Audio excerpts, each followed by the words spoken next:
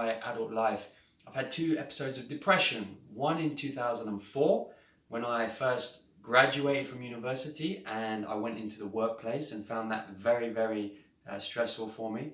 And the second time was when I set up my own company in 2011.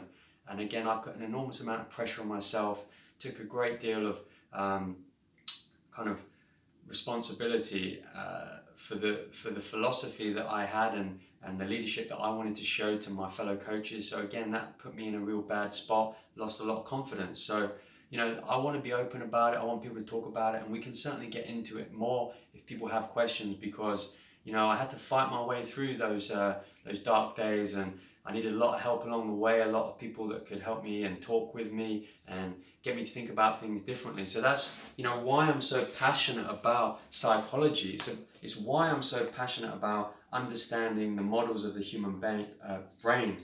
And, you know, you remember before we talked about these different aspects of the human brain, specifically this chimp and the human part of the brain. And we've talked a lot about these drives, which are things that are part of our oldest part of our brain, where the chimp is based. So a lot of the things that get us down are based on having thoughts and behaviors that come from the chimp part of the brain that don't always serve us well in modern society. And I know you've heard me talk about quite a few of these before, so I won't spend a lot of time on all of them now, but the one I wanted to talk to you today that for me personally has had the biggest impact on my mental health is this drive or this need to be part of the troop.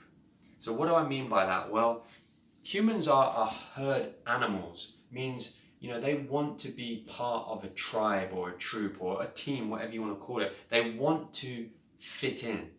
And in the days of the jungle, the way that you would, you know, get people to accept you so you could join and fit into that tribe, well, you had to impress people. You had to show your physical strength or your hunting skills or your ability to, you know, in some way help the tribe. So that hasn't, you know, changed in modern society, and a lot of people still really want to and value they have this strong drive to impress people.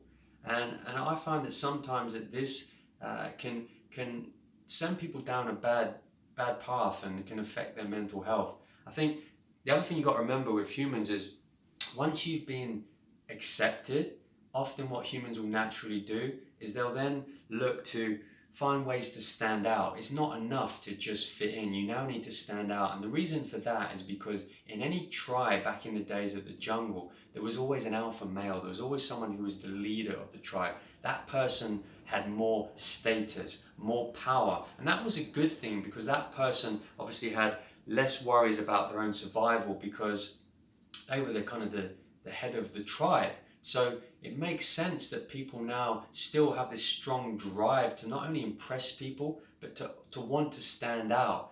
But again, now that we're in this modern society, we don't necessarily have that same threat and danger to our life, to our actual survival. And we don't have this perpetual need to impress everyone so that we can perpetuate the species and find a partner and mate. So, you know, there's things to be said about these primitive drives and how they might affect our mental health in the modern world. And maybe we can talk about that, or you can ask me some comments. But I certainly found that in both cases when I had depression, it was when I felt the need to impress others and to stand out as the leader or as someone in the workplace that other people were going to want to come and be inspired by. And I had a lot of stress trying to deal with that responsibility. And what I'm saying is in certain aspects of your life, it doesn't